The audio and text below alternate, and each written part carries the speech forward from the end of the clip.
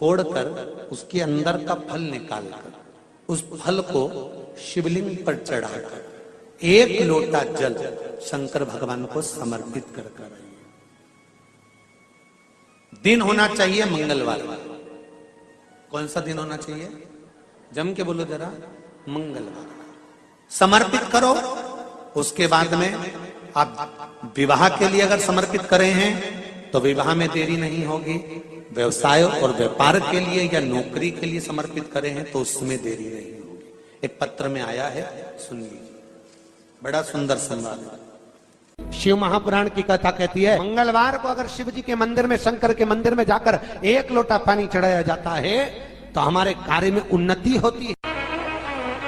हाथ में जल का पात्र हो, शंकर के मंदिर में जब तुम जा रहे हो, शिव के पास जब पहुंचो, जल से हाथ, ये लोटा जब जल का तुम बाबा को समर्पित कर रहे हो, जल चढ़ा रहे हो, उस समय पर बाबा से जरूर कहो, बाबा बहुत दिन हो गए, बहुत दुखी हूं, ए मेरे शंकर, मेरे कुबेरेश्वर महादेव, मेरे महाकाल राजा, मेरे इस हाथ को अब तुम पकड़ लो बाबा, बहुत दुखी हूं, अब तुम थाम लो बाबा।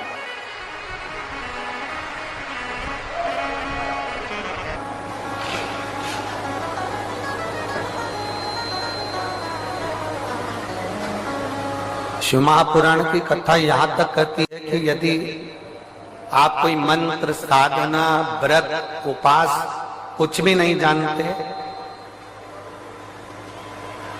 तो बेलपत्री के वृक्ष के नीचे 1 लोटा जल चढ़ाओ, प्रदोष की प्रदोष 1 घी का दीप लगाओ और बेलपत्र के वृक्ष के नीचे की मिट्टी का ही तिलक लगाओ।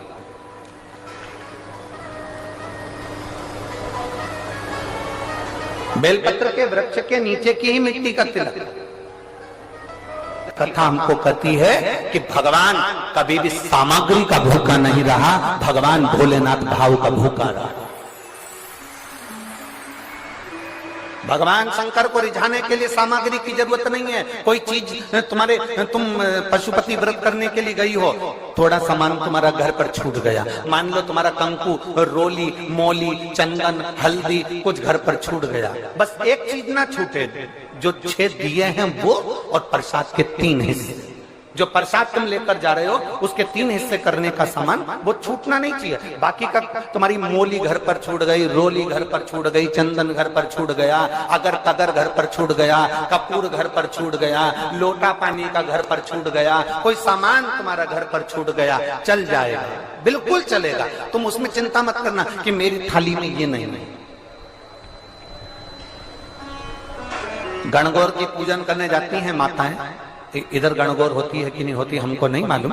गणगौर की जब पूजन करने माता जाती हैं, तीज का पूजन करने जाती हैं, देवी का पूजन करने जाती हैं, चतुर्थी का पूजन करने जाती हैं, किसी देवी देवता का पूजन करने जाती हैं, पूजन की थाली में दूसरे की थाली में देखती हैं कि बहुत सारा सामान है, मेरी थाली में ये चीज नहीं है, तो उसको याद आती रहती है, मैंने तो भगवान को ये चढ़ाया ही नहीं, मैं तो भगवान को ये देख ही नहीं पाई, मैं तो भगवान को ये दे नहीं पाई, मेरे पास तो ये सामान है ही नहीं, उसकी चिंता में लग जाती है। शिव महापुराण की कथा कहती है, जो देवी देवता ने आपके हाथ से बुलवाना था वो सामान देवी देवता ने अपने हाथ से बुलवा लिया, अब चिंता करने की जरूरत नहीं।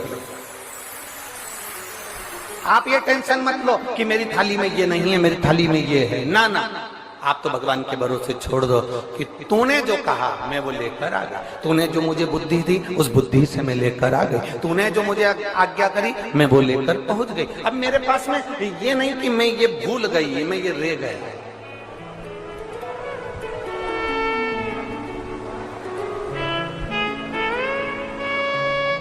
महाराज,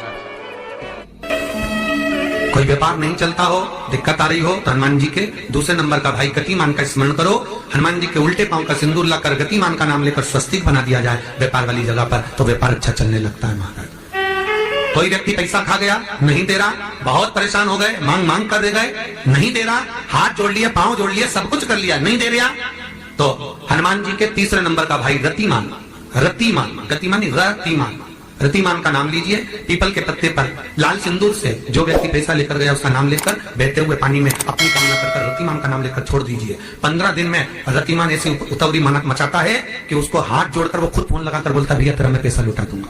रतिमान का स्मरण किया जाता है। रतिमान, ध्यान दीजिएगा, पंचमुखी हनुमान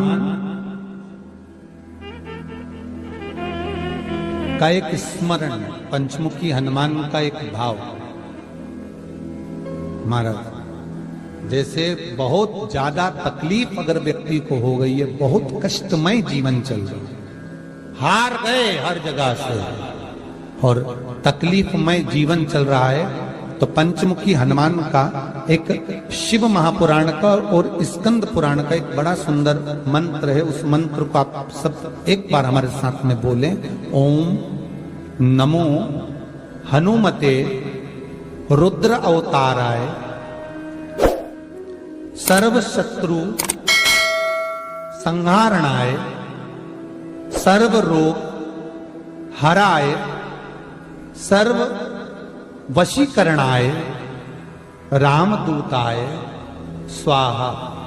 बस इस मंत्र को हाथ में काली तिल लेकर, एक जौ लेकर और गूगल लेकर, थोड़ा सा उसमें गाय का घी डालकर, कंडे को या अग्नि को जलाकर इस मंत्र का 11 बार 21 बार जाप कर कर अपनी कामना कर कर छोड़ दीजिए। कैसा भी रोग हो, बीमारी हो, कष्ट हो, दुख हो, तकलीफ हो, 21 दिन के अंदर वो आनंद आना प्रारंभ कर देता है। इस मंत्र, स्कंद पुराण का, शिव महापुराण का यह मंत्र मूल पंचमुखी हनुमान सुख देंगे। और एक और चीज याद रखिए महाराज, यदि कोई काम के लिए जा रहे हो, कोई व्यापार के लिए जा रहे हो या नौकरी करने के लिए जा रहे हो और लगी नहीं रही, बहुत तकलीफ पा रहे हो, सर्विस ही नहीं लग रही, बहुत कष्टमय हो गया, तो निवेदन करूंगा 5 पीपल के पत्ते पर बेसन के 5 लड्डू घर में बने हुए, गाय के घी के 5 लड्डू रख लो। उस लड्डू के बीचों बीच एक आटे का दिया और उसमें तिल्ली का तेल डालकर इसी मंत्र का प्रयोग कर कर पंचमुखी हनुमान का किसी भी हनुमान के मंदिर में जाकर, दक्षिण मुखी हनुमान के मंदिर में जाकर उसको रख कर आ जाइए। इसके बाद आप उस काम के लिए जाइए, आपका काम सफल हो जाएगा। आपको किसी को नहीं कहना पड़ेगा कि हाथ जोड़ना नहीं पड़ेंगे, किसी के पांव नहीं पड़ना पड़ेंगे, तुरंत काम होगा। बस इस मंत्र का स्मरण कर कर पंचमुखी हनुमान का भूतेश्वर जो मंत्र है वो सुख देने वाला। पूरी दुनिया का कोहिनूर हीरा है संस्कार, हमारी सभ्यता, हमारी वृत्ति।